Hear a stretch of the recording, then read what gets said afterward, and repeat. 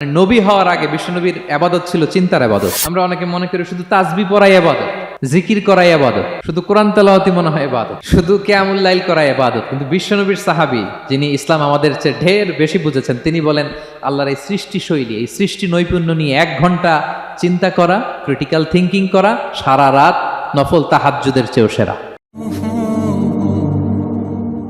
সূরা আলে ইমরানের 190 নম্বর আয়াতে আল্লাহ তাআলা বলেছেন, যারা আকাশ বাতাস পৃথিবী সৃষ্টি নিয়ে চিন্তা করে এবং সর্ব অবস্থায় আল্লাহ তাআলার জিকির করে, ওয়া ইয়াতাফাক্কারুনা ফি খালকিস সামাওয়াতি ওয়াল আরদ, এবং তারা তাফাক্কুর করে, ক্রিটিক্যাল থিঙ্কিং করে, এবং তারা বলে মা খালাকতা হাযা বাতিলা, হে আল্লাহ তুমি অনর্থক কিছু সৃষ্টি করো নাই। মনে রাখবেন, এই পৃথিবীতে আল্লাহ তাআলা অনর্থক কোনো কিছু সৃষ্টি করে নাই, করেছে? যেটাই সৃষ্টি করেছে এটা এর মধ্যে মানব কল্যাণ আছে না নাই? আল্লাহ তাআলা আমাদের জন্য কল্যাণ রেখেছেন। এবং এই আয়াত যখন নাজিল হল, বিষ্ণু ঈসা ইসলাম বললেন, ওয়াইলুন লিমান কারাআহা ওয়া লাম ইয়াতাফাক্কার ফিহা, ধ্বংস তাদের জন্য যারা এই আয়াত তেলাওয়াত করে কিন্তু এই আয়াত নিয়ে চিন্তা করে না, গবেষণা করে না। এবং কোরআনের বিভিন্ন আয়াতে আল্লাহ তাআলা বিশ্বনবীকে বলেছেন, নবী হে, আপনি আপনার উম্মতদেরকে নবীদের ঘটনা শোনান। কোরআনের 3 ভাগের 1 ভাগ হচ্ছে ঘটনা। পুরো কোরআনের 3 ভাগের 1 ভাগ কি?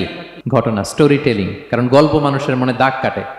আল্লাহ তাআলা বলেছেন, ফাকুসুসিল কসাসা লাআল্লাহুম ইয়াতাফাক্কারুন, নবী হে আপনি তাদেরকে কিচ্ছা শোনান, ঘটনা শোনান, নবীদের কাহিনী শোনান, লাআল্লাহুম ইয়াতাফাক্কারুন, যাতে করে তারা ক্রিটিক্যাল থিঙ্কিং করে। তারা লূত আলাইহিস সালামের কওমের ঘটনা যখন শুনে যে আল্লাহ তাআলা আপসাইড ডাউন করে দিয়েছিলেন, তারা যখন কওমে আদের ঘটনা শুনে, কওমে সামুদের ঘটনা শুনে, তারা যেন চিন্তাশীল হয়। এবং বিশ্বনবীর সাহাবী আবু দারদা রাদিয়াল্লাহু তাআলা আনহু, উনি বলতেন, তাফাক্কুরু সাআতিন খায়রুন মিন কিয়ামিল লাইলা, 1 ঘন্টা কেউ যদি আল্লাহর সৃষ্টি নিয়ে চিন্তা করে, সেটা সারা রাত তাহাজ্জুদের সালাত পার করার চেয়ে উত্তম।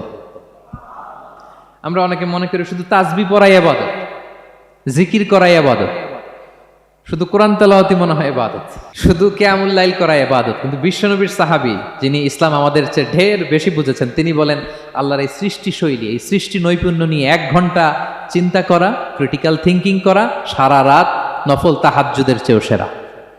এবার বলেন, আমাদের চিন্তা করার দরকার আছে না নাই? ব্রেনটা খাটাবেন তো? এই যে যারা কনভার্টেড মুসলিম হয়, এরা কিন্তু অনেক চিন্তা ফিকির করে, নিজের সাথে নিজে বোঝাপড়া করে, ক্রিটিক্যাল থিঙ্কিং করে, তাদের অ্যানালজি কাজে লাগিয়ে, আল্লাহর দেয়া ব্রেনকে কাজে লাগিয়ে এরপরে শাহাদা পাঠ করে, এমনি এমনি না। এই যে কিছুদিন আগে আমেরিকান এক পপ স্টার কালেমা পড়ছে না? আপনি জানেন একটা ধর্ম চেঞ্জ করা, একটা ফেইথ চেঞ্জ করা, এটা কত বড় সিদ্ধান্ত? হ্যাঁ, বাপদাদার ধর্ম, বয়স 30-40, এতদিন যে ধর্ম মানলাম, এটাকে চেঞ্জ করে নতুন ধর্মে কনভার্ট হয়, এটা কত বড় সিদ্ধান্ত? Could you imagine that? It's not a joke. নিজের সাথে নিজের অনেক বোঝাপড়া করতে হয়, তারাই ক্রিটিক্যাল থিঙ্কিং করে। এবং বিষ্ণু ঈসা ইসলাম, উনি নবী হওয়ার আগেও এই চিন্তার ইবাদত করতেন। তিনি হেরা গুহায় চলে যেতেন, কাবা থেকে 6 কিলোমিটার উত্তরে, 634 মিটার উঁচু, যা বলে নূরের উপরে একটা কেইভ আছে, গুহা, এটার নাম হচ্ছে গারে হেরা। ওখানে বসে বসে তিনি এই চিন্তা করতেন। তার মানে নবী হওয়ার আগে বিশ্বনবীর ইবাদত ছিল চিন্তার ইবাদত। নবী হিসেবে অ্যাসাইন্ড হওয়ার আগে বিশ্বনবীর ইবাদত কি ছিল বলেন তো? নামাজ পড়া, কোরআন তেলাওয়াত করা। কোরআন তো নাজিলই হয় নাই, কোরআন তেলাওয়াত করবে কেমনে? তখন 6 মাস বসে বসে উনি ওখানে কি করেছেন বলেন? ধ্যানমগ্ন ছিলেন, তিনি চিন্তা করতেন। ওইটাই ছিল ওনার আধ্যাত্মিক শিক্ষায়তন। ওই নির্জন গুহার মধ্যে উনি যখন চিন্তায় মগ্ন ছিলেন, আল্লাহর সৃষ্টি শৈলী নিয়ে চিন্তা করতেন, ঠিক ওই মুহূর্তে, অন্তিম মুহূর্তে, ওই মাহেন্দ্রক্ষণে নাজিল হয়েছে ইকরা বিসমি রাব্বিকাল্লাযী খালাক, read in the name of your lord who has created, পড়ো তোমার প্রভুর নামে যিনি তোমাকে সৃষ্টি করেছেন, শিক্ষা দিয়েছেন। তাহলে সম্মানিত সুধী, ইসলামের সূচনা হয়েছিল, এটা বলা যায় ফাইনালি যে ইসলামের সূচনা হয়েছিল এই চিন্তার ইবাদতের মধ্য দিয়ে।